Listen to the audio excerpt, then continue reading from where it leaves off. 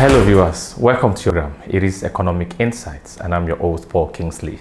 Now in continuation with the ongoing reports we are doing on infrastructure development in Nigeria, today we are spotlighting an indigenous company that are doing so well in the construction industry and also the oil and gas sector. I'm talking of IykeJordan Group. Joining us is the President CEO, who is Engineer IykeJordan. He's going to be talking to us on the challenges, their contribution in the industry, and also issues that need to be resolved when it comes to infrastructure development in Nigeria. It promised to be an interesting conversation. Sit back, relax. I'll be back after this time out.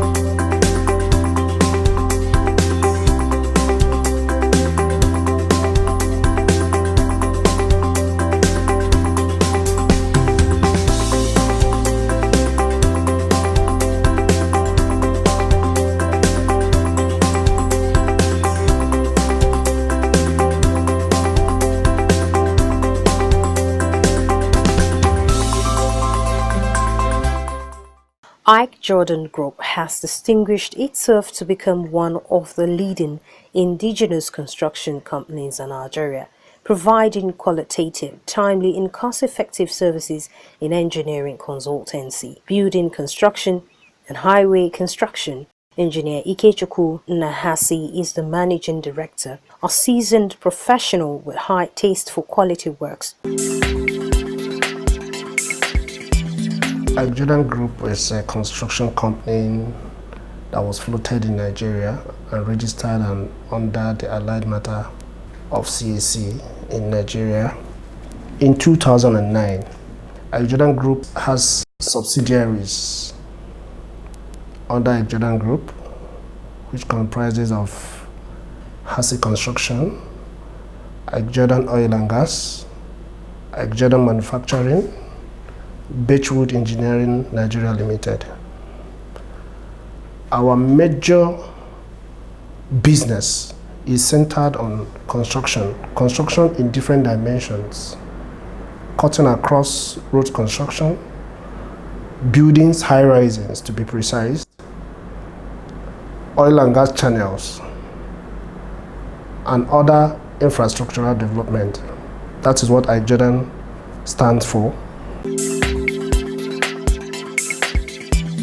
IykeJordan was actually founded when I was in the university, to be precise in my 4th year in the university.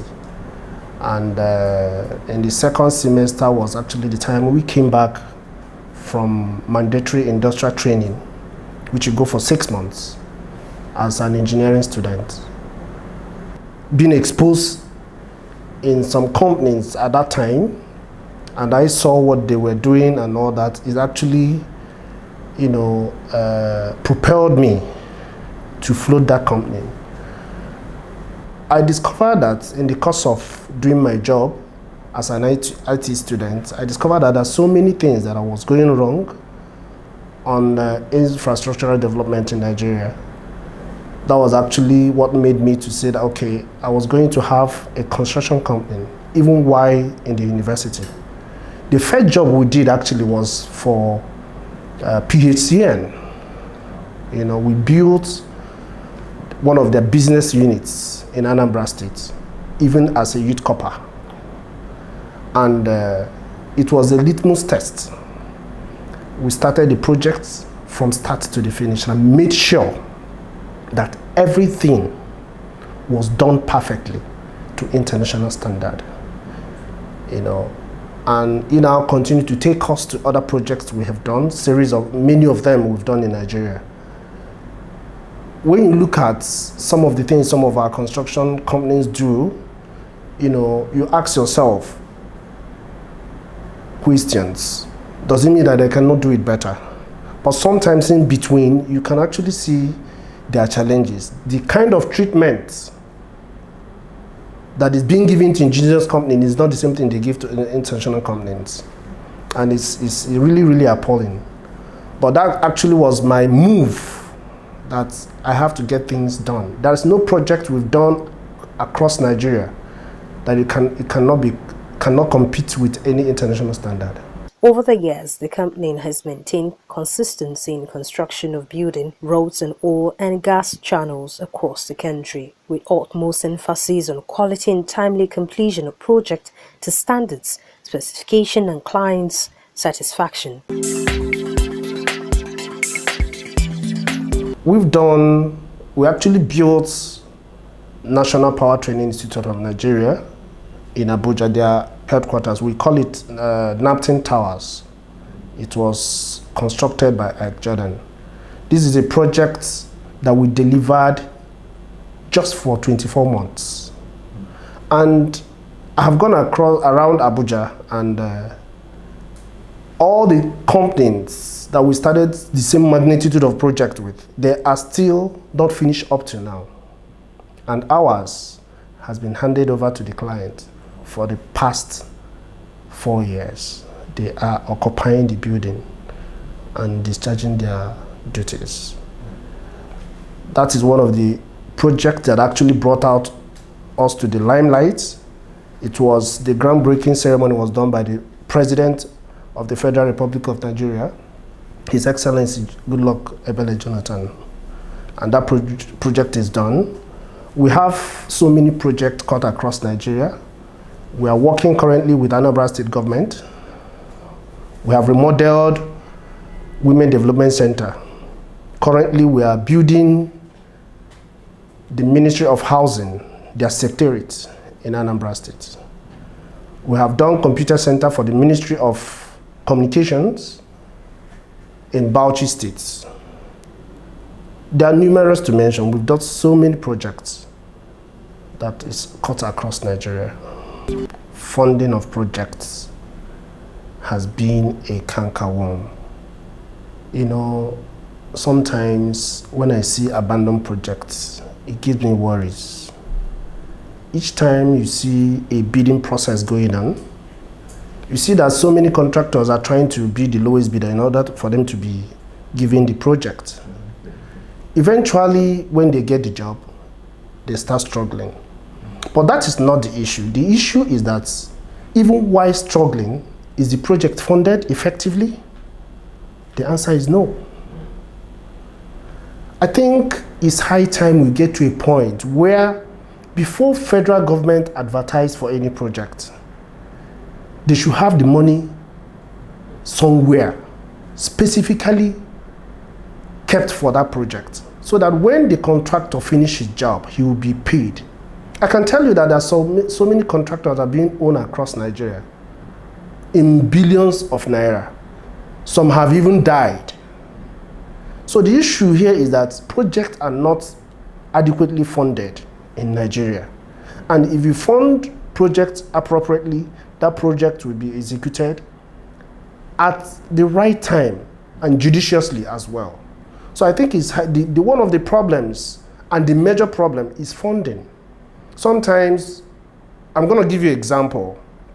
If you see all this road construction going on, they have been awarded, but there's no cash back. You mobilize the contractor for 15%, for example, then subsequently what happened?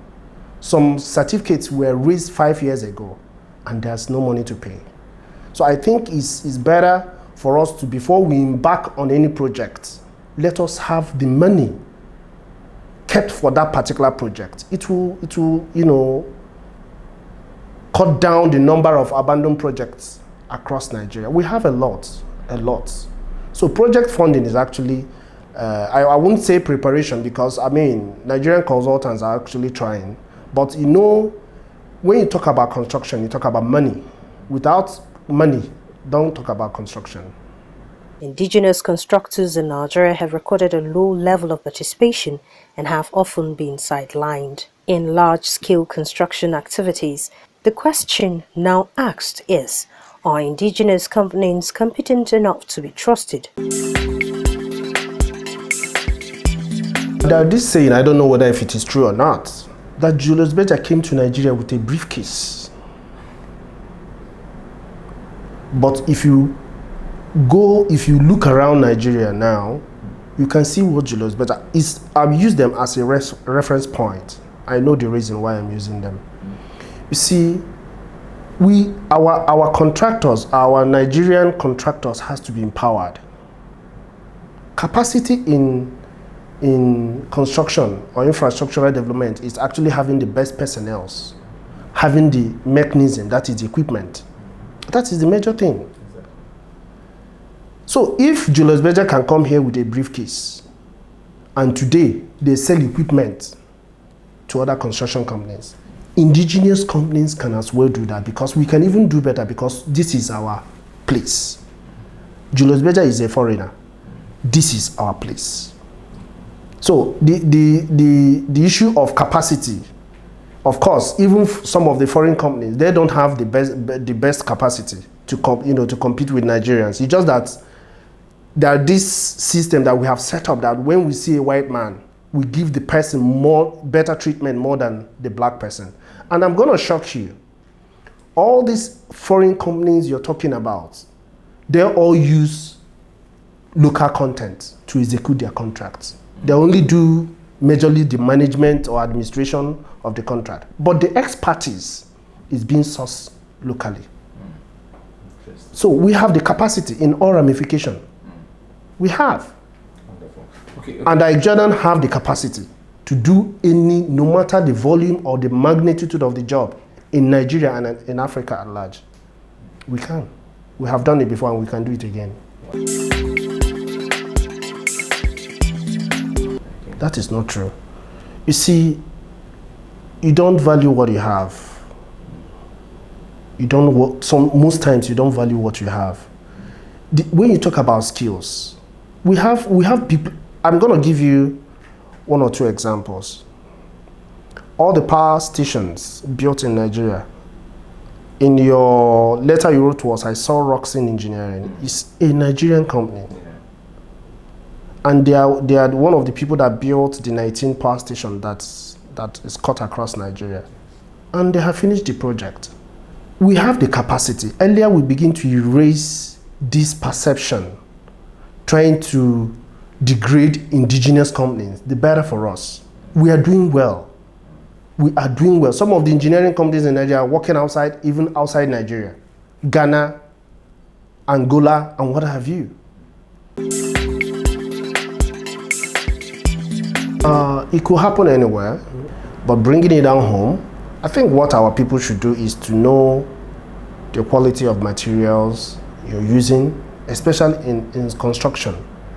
I tell people that construction is very, very sensitive, because if you build a 9-story building and if it is to collapse, know the number of people that occupy that 9 stories that is going to take their lives. So it's critical.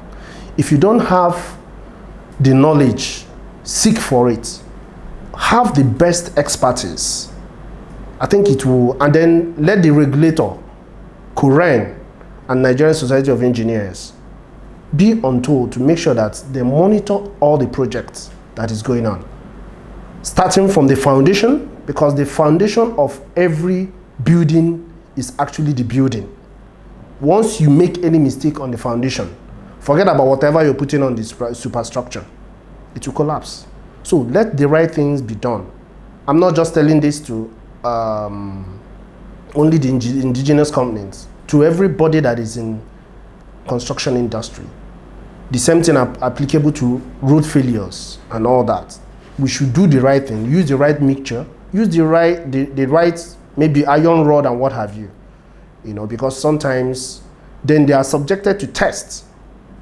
If it did not meet the right test, then it should not be used. It should be returned to the person that supplied it. So when you take all these necessary precautionary measures, I think we should be away from building collapse. The role of industrial sector in fostering economic growth in Nigeria continues to be undermined by the state of the requisite infrastructure in the country, paramount amongst which are power, housing, roads and infrastructure. It says that we're not serious. I'm sorry, I'm going to say it the way it is. In engineering, there's something you call the system that you use to track projects. For example, I was meant to understand that Abuja FCT was supposed to be developed within 26 years. How many years is Abuja today? And how much infrastructure has been put on the ground? The problem we have in Nigeria is that we just get a project. We don't have a time frame. We don't have a timeline. Then who monitors the project? What is the piloting all about? Or do we just get a project? And I'm going to give you one beautiful example. Look at the airports that is being built, especially Abuja Airport. How many years ago? The people that are doing the project, because it is their fund, the Chinese company that are doing the company, they have been able to get that project done within a very shortest possible period of time. So you can imagine if we can take the same templates to all the infrastructural development we're doing in Nigeria. I think we will be at a place.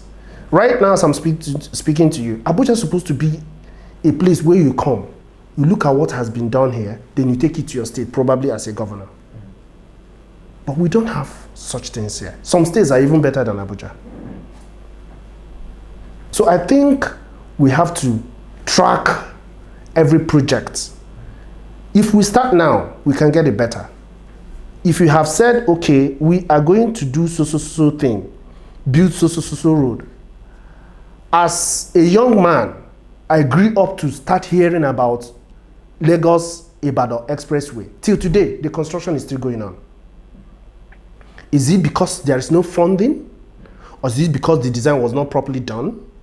I mean, sometimes you get worried with the way things are going. But I think we can still get it right if we have what is called work program. When you have work program, you track it. This is the time for clearing.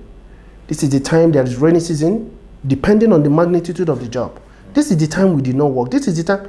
If you give yourself 2 years that you're going to get the job done. For example, when we were building NAPTIM National Headquarters, of course, the timeline we gave was 1 year, 6 months. But because of variations and some unforeseen circumstances, we delivered it in 2 years. And as I'm talking to you, the client is making use of the property. It's because it was tracked. If we had done it anyhow, I don't think by now that project would have been done. So I think it's high time we set program of work in terms of developing the capital cities, in terms of doing the federal roads, in terms of anything that has to do with infrastructural development in Nigeria. It has to be given a timeline, a program of work. So if for any reason you did not meet up at 2 years, you know that this is the reason, and get that problem solved so that you can get to the appropriate time you're supposed to finish the project.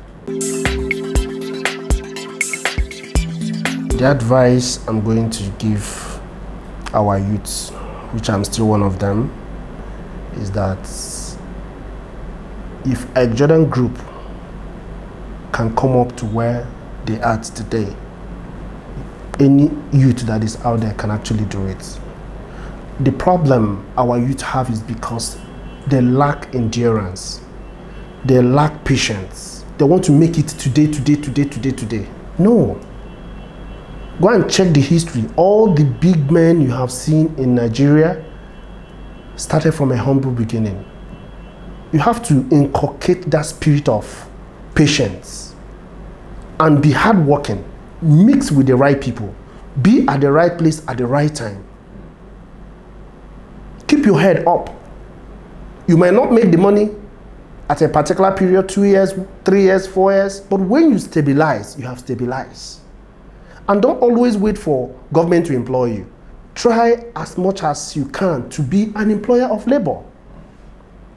Start with, no matter how small you can start it and be consistent. Don't be jack of all trade. If you set out that I'm going to go into farming, start farming. Have experience, have a pedigree, in farming, so that when somebody comes tomorrow and asks you, can you tell us your experience, you have experience to tell, just like I'm telling you today. I started from university. My father is not a governor. My father is not a president. But by the special grace of God, he gave me the grace to have come this far. Of course, it's not by our power. But when God sees your heart, sees these are the things you want to do genuinely, there's no way he will not be there for you. There's no way he will not be there for you. So I think our youths should start telling themselves that we can actually be the employer of labor instead of being employed. I told myself in university, in the 4th year, that I was not going to work for anybody. I came to Abuja as a youth corper. But God has made a name for himself. We have not gotten to where we're going to. We are just still on the process. So we have not even come near where we're going to. But with God, we'll get to that destination. So I think if we can get to that destination with the hope, any other Nigerian youth can get there as well. We've just spoken to Engineer IykeJordan, like I said before, who by the special grace of God, the President and CEO of IykeJordan Group.